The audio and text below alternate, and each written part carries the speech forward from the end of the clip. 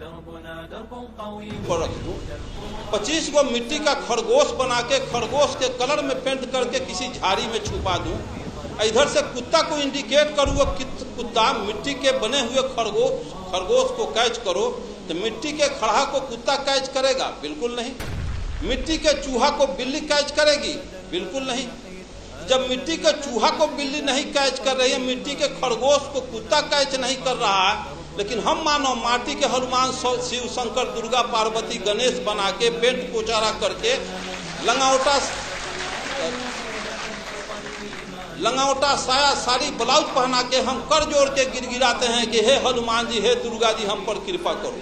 तो हनुमान के पास bank balance है कि 10-20 हजार से कृपा कर देगा? वो माटी के दुर्गा के पास लैंड प्रॉपर्टी है कि पटना में 2-4 कट्ठा रजिस्ट्री जमीन का कर देगा? इसका मतलब हम मानव असल नकल के पहचान करने में कुत्ता बिलाई से भी बदतर हैं। साथियों, आप अच्छी तरह से जानते हैं व्यवहार में, लेकिन ज्ञान के अभाव में हम रियलिटी पर नहीं पहुंच पाते हैं। जब ये दर्शन है कि ऊंची नीची भूमि अच्छी पैदावार नहीं दे सकती, ऊंची नीची भूमि अच्छी पैदावार नहीं दे सकती, उभर खाभर रोड रास्ता अच्छी गति प्रदान नहीं कर सकती, तो जिस समाज में ऊंच नीच छुआछूत के भेदभाव रखने वाले लोग क्या समाज राष्ट्र का कल्याण कर सकते हैं?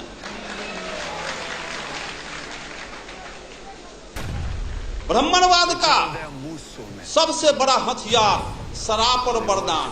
ऐसे क्यों हो गया? तो फलाना ऋषि का शराब था। ऐसे क्यों हो गया? तो फलाना ऋषि का वरदान था। शराब और वरदान में पूरा 90% बैकवर्ड आकंठ डूबा हुआ। मैं पूछता हूं, जिसको बाबा साहब अम्बेडकर ने कहा है कि जो कौम अपने पूर्वजों का इतिहास नहीं जानता, वो कौम अपना भविष्य निर्माण नहीं कर सकता। एक्चुअली मार्क्स ने कहा है कि पॉलिटिकल पावर, मार्क्स ने कहा है कि Marx told that revolution engine of history, क्रांतियां इतिहास की इंजन होती है। भारतीय परिवेश को समझा, यहाँ 3 बीमारी थी और बीमारी के पहले डॉक्टर दवा का इन्वेंशन नहीं करता, बीमारी के बाद दवा बनती है। भारत में 3 बीमारी है जिसका नब्ज पहचानने का काम ज्योतिबा फुले, पेरियार रामास्वामी नायकर, बाबा साहब अम्बेडकर और जगदेव प्रसाद ने किया।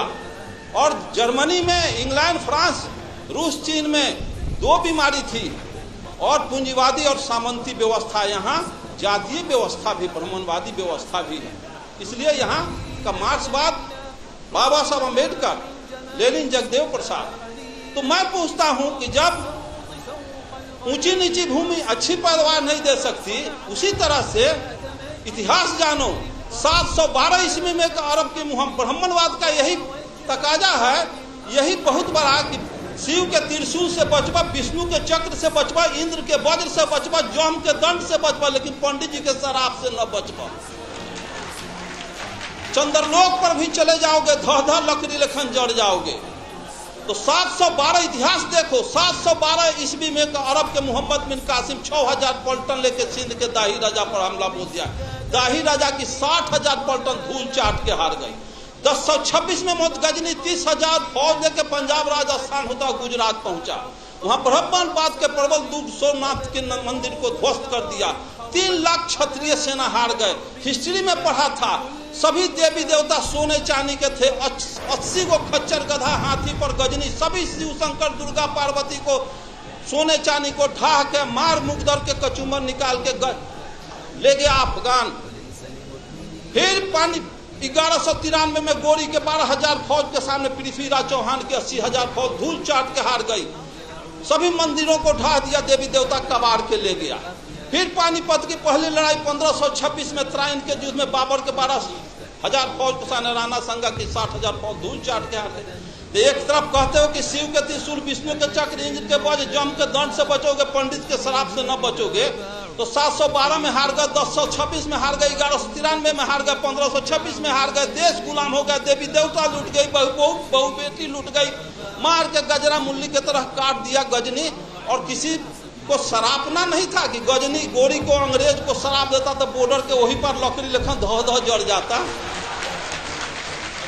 तो ये शराब किसके लिए? ये तो कोयरी कुम्हार कानू कलवार तो यहाँ मुल्हर पर फंसौले बारी को गोबर खिया के अब पेशाब पिला के यही हमारा दही चूड़ा खिलाएगा, यही दान दक्षिणा देगा। चलो उससे तक शराब।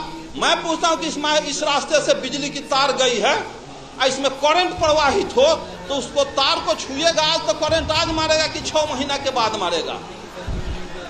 तो जब सोमनाथ के मंदिर में सोने चांदी के देवी देवता गजनी के बाल नहीं टेढ़ कर सका तो गिट्टी छड़ सीमेंट का हनुमान मेरा पैना बिगाड़ क्या देगा?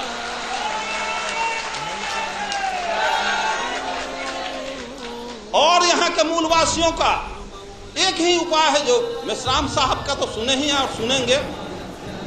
जिस स्थिति में आर्यों के पोजीशन में हैं, आर्य जिस पोजीशन में हैं, सिर्फ वही पोजीशन जो पोजीशन सर्प और चूहा का है। सर्प चाहता है चूहे के बनाया हुआ घोंसला में घर में बिल में प्रवेश करता है और घरवैया को उसके बाल बच्चा को भी खा जाता है, उसको भी खा जाता है और घरवो दखल कर लेता है। उसी तरह से यहाँ के आर्य बाहर से आया और यहाँ के मूलवासी घरवैया को खा गया, आज भी खा रहा है, घरवो दखल कर लिया। 90% बैकवर्ड गुलाम बना हुआ है। इसको सोचना होगा, समझना होगा, जानना होगा। दुनिया के सारे लोग ब्राह्मणवाद के तिक्रम को समझ गए कि यहाँ के बैकवर्ड मूलवास अनुसूचित जाति के लोग नहीं समझे। 1945 में हिरोशिमा नागासाकी पर परमाणु बम गिरा तो ब्रिटेन के प्राइम मिनिस्टर चर्चिल का हृदय पिघल गया कि हिरोशिमा में जापान में लाखों आदमी के निधन पर।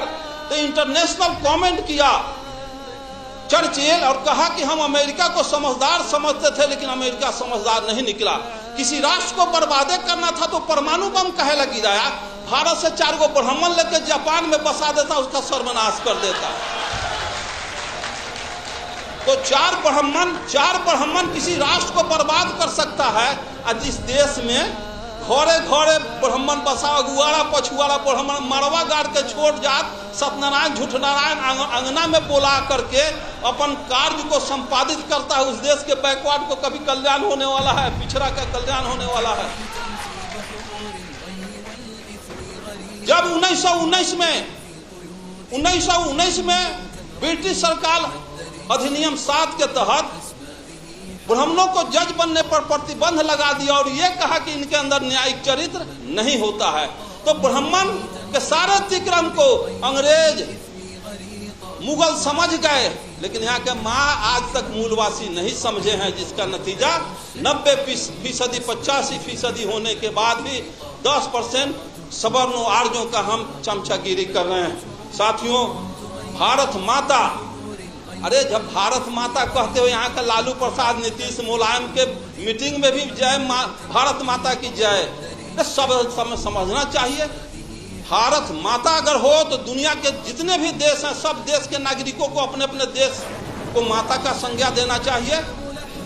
भारत माता अगर कहते हैं तो पिता भी कहीं छुपा हुआ होगा, बाबुओ जी कहीं हो